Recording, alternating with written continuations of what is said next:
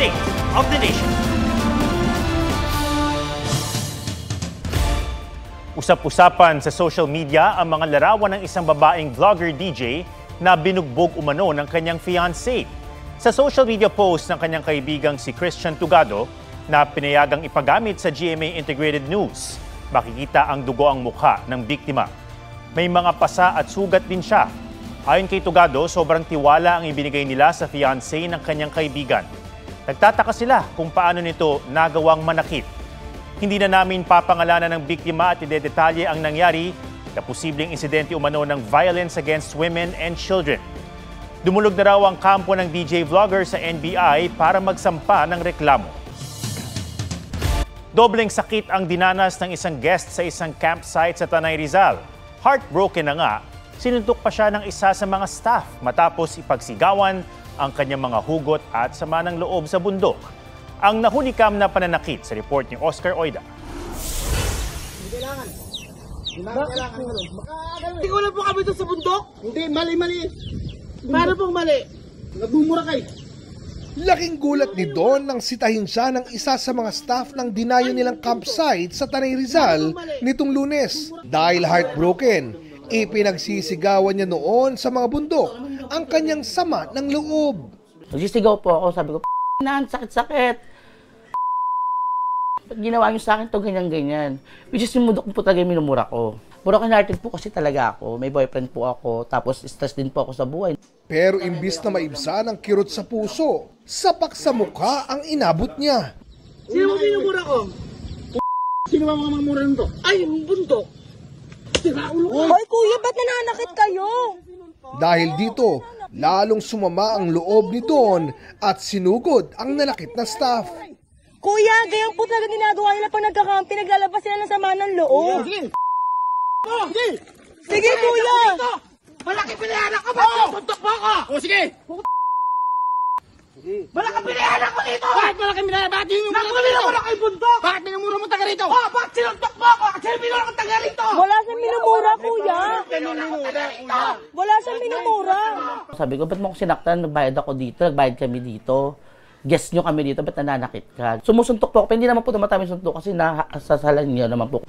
Ikinulong sa Tanay Police Station ang nanakit na staff na naaharap sa reklamong slight physical injury. Tumanggi siya magbigay ng pahayag sa GMA Integrated News pero sabi niya sa mga pulis, umagang-umaga yun, mga 6, more or less 6 a.m. ng umaga. May natutulog pa na ibang guest, mga katrabaho nila doon, mga pamilya na malapit doon sa campsite. Parang ayaw niya na maisturbo. Pag ganyan, dahil naghihinay-hinay po siya. Pwede niya naman po kami tanongin eh. Kaya paalisin niya kami na ano, hindi po yung kagad ka siya iinit ang ulo bila siya mananakit. Sa post sa Facebook, humingi ng pangunawa at paumanhin ang pamunuan ng nasabing campsite. Hindi raw ganito ang iba pa nilang tauhan. Tiniyak din nilang hindi ito mangyayari ulit. Oscar Oida, nagbabalita para sa GMA Integrated News.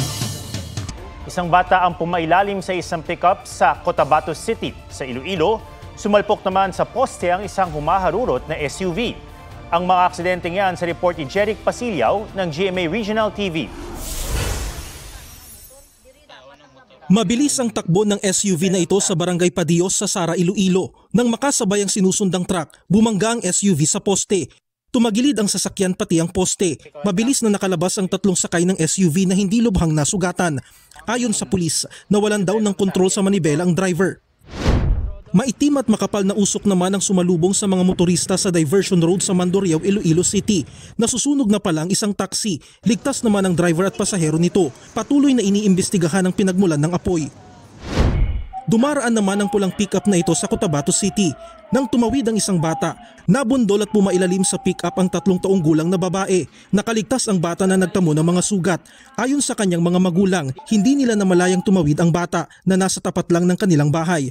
Sumuko kalaunan ng driver ng pick-up at nangakong aakuin ang pagpapagamot sa bata. Jeric Pasilyaw ng GMA Regional TV nagbabalita para sa GMA Integrated News. Matapos ang mahigit 2 buwang investigasyon, naghain ng NBI ng mga reklamong inciting to sedition at grave threats laban kay Vice President Sara Duterte. Kaugnay ito ng sinabi ng bise noong November na may kinausap daw siya para paslangin ng Pangulo, unang ginang at House Speaker sakaling may pumatay raw sa kanya. Sabi ng NBI, tinangka nilang hanapin ang taong tinutukoy ng bise na kinausap niya pero hindi na nila ito natuntun. Kabilang sa mga isinumite ng NBI sa DOJ ang video ng press conference ng bise at testimonya ng mga witness. Ayon sa DOJ, sasalang ang reklamo sa evaluation at preliminary investigation ng National Prosecution Service. Ang maiksing sagot naman ng bise sa paghahain ng reklamo, inasahan na raw niya ito. Wala namang nakikitang epekto sa impeachment si Senate President Cheese Escudero kung kasuhan man si Duterte ng DOJ.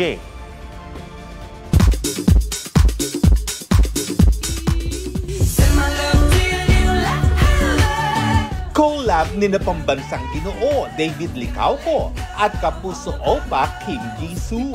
Umani ng libu-libong views.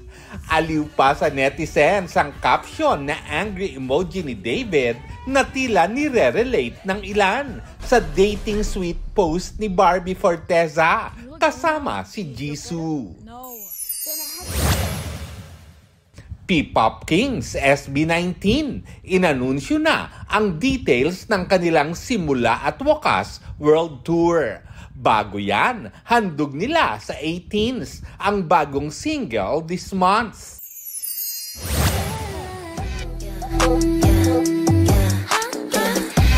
K-League Overload ang first glimpse kay EXO member Kai na nakatapos na ng mandatory military service sa South Korea. Lars Santiago nagbabalita para sa GMA Integrated News. Pinarangalan ng ilang Kapuso executive at personalities sa Manila Overseas Press Club Grand Journalism Awards. Ginawaran ng Lifetime Achievement in TV and Journalism Award si GMA Network Chairman and Advisor, Attorney Felipe Gozon. Sabi ni Attorney Gozon, isang malaking karangalan ang pagkilala mula sa pinakamatanda na press club sa Asia. Journalist of the Year naman si Jessica Soho. Anya, espesyal ang mga parangal na natatanggap niya ngayong 2025, ang ika-40 taon niya bilang mamamahayag. Television Reporter of the Year naman si Rafi Tima. Natutuwa raw siyang nabigyan ng pagkilala ang advokasya niyang gumamit ng makabagong teknolohiya sa pagbabalita. Habang Radio Broadcaster of the Year si Super Radio DZBB Anchor Melo Del Prado. Malaking karangalan daw para sa kanya na pumasa siya sa pamantayan ng mga kasamahan niya sa industriya. This recognition is very important and meaningful to me because, one, this is only the second time in 80 years of its existence that the MOPC is giving these awards. And last, the 12 awardees tonight, 4 of whom are from GMA Network, are the best among the best, myself excluded, in the field of journalism in the Philippines today.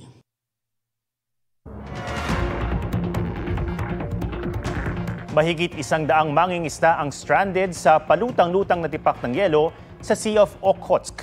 Ayon sa emergency services ng Russia, natrap ang mga mangingisda ng magkabitakang yelo sa isang Russian village. Kalaunan, humiwalay ito at nagpalutang-lutang sa dagat.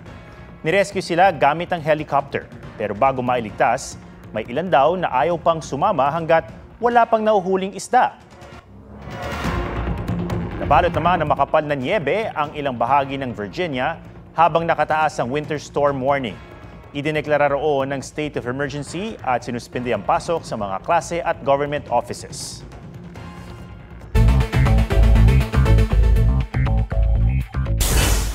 Ano yun? 10 pulis na nanakit at pinagnakawan umano ang isang ginang na inaaresto nila sa Taguig tinanggal sa pwesto. Tingin ng ginang peke ang arrest warrant, pilit daw siyang isinasangkot sa illegal drug case kung saan matagal na siyang napawalang sala. Pumayag daw siyang sumama sa barangay pero lumundag siya mula sa sasakyan nang lumagpas ito sa barangay. Inihahanda na ang mga kasong kriminal at administratibo laban sa mga pulis na kinukunan pa namin ng pakayag. Hindi daw ito tolerate ng NCRPO ang ganitong gawain ng mga pulis. Mga kandidatong lumabag sa regulasyon kaugnay sa campaign materials pinadala na ng notice ng COMELEC. Kabilang riyan ang 5 senatorial candidates na hindi pinangalanan. Tigil muna sa pagbabaklas ang COMELEC pero aabisuhan ng mga kandidato na meron silang 3 araw para magbaklas.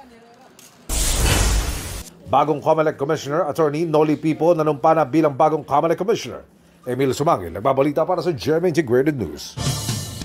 Live-in o kasal? Ayon sa isang pag-aaral, dumarami ang mga Pilipinang pinipiling makipag-live-in. Mas practical daw ito, bukod pa sa mahirap at magastos magpakasal. May report si Nico Wahe. Sabi ng iba, pag mahal mo, pakasalan mo. Pero hindi na raw ganyan ang estilo ng mga henerasyon ngayon. Sina Faye at Jeff, 10 taon nang nagli-live-in. 2015 ang piliing magsama matapos ang 3 taong pagiging magkasintahan. Kasi 'di ba sabi nila hindi mo malalaman yung tunay na ugali ng lalaki pag hangga't hindi mo siya nakakasama sa iisang bubong. Pag married ka at may nangyari, hindi ka agad makakawala kasi nga merong papel na nagtatali sa iyo. Meron nga yung kakakasal lang, kinabukasan, hiwalay na. Pero hindi raw ibig sabihin, tinitake for granted nila ang isa't isa. Nakakumit naman din kami para ding kasal na ikukumit mo rin yung sarili mo. Wala pa nga lang siyang basbas ng church. Sa National Demographic and Health Survey na ginawa ng Commission on Population and Development noong 2022, tumaas ang bilang ng mga kababaihang edad 15 to 49 na nakikipag-live-in sa kanilang partner kaysa magpakasal. Mula 5% lang noong 1993, 19% na noong 2022.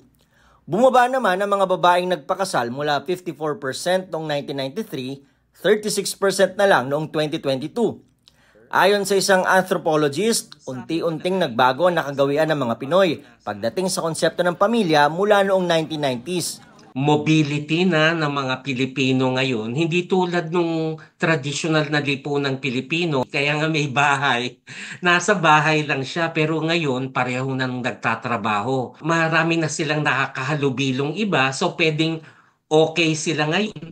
Bukas sa hinaharap hindi na okay. Gusto pa rin naman daw magpakasal ng mga nagli-live-in. Gusto mo mapakasalan? Oo naman. Sinong babae ang hindi gusto? Pakakasalan ko naman siya. Pero sabi ng simbahang Katolika, dapat sa lalong madaling panahon yan, lalo kung nagsasama na ng matagal. Living together kasi, o cohabitation, there's an over-reliance on sexual expression. No? Sa halip na doon sa yung pagpapalalim ng kanilang ugnayan through conversation at saka communication. Naiintindihan naman daw ng simbahan ang dahilan na ayaw ng ilan na magaya sa may hindi magandang karanasan sa buhay mag-asawa. The best way really to prepare for a lasting relationship, especially sa marriage, is yung best preparation. Mahalaga raw na Diyos ang sentro ng pagsasama para hindi mauwi sa hiwalayan. Nick Wahe, nagbabalita para sa GMA Integrated News.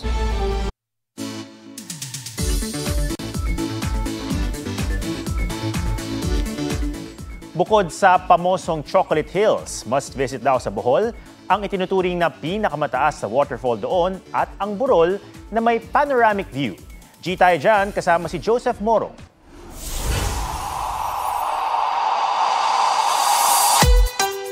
Emerald Basin na nakakaingganyang sisilin at talon na umaabot sa 60 talampakan ng taas.